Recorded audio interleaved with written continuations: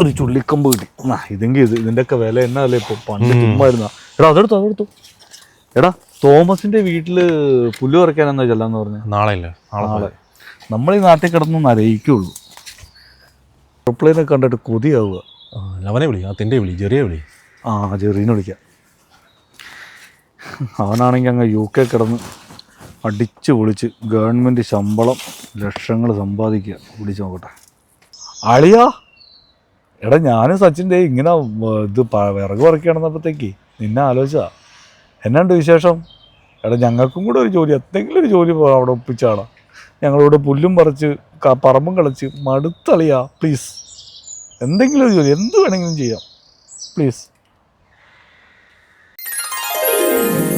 എടാ ഇനി വിറകൊന്നും വേണ്ട, എടുത്ത് പള്ളകളാ. നമ്മളിനി UK, അവൻ ജോലി ഒപ്പിച്ച് തരാമെന്ന് പറഞ്ഞില്ലേ.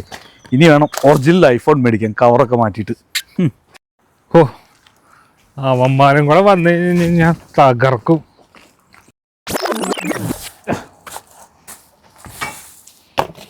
ഇന്നത്തെ പണി കഴിഞ്ഞു.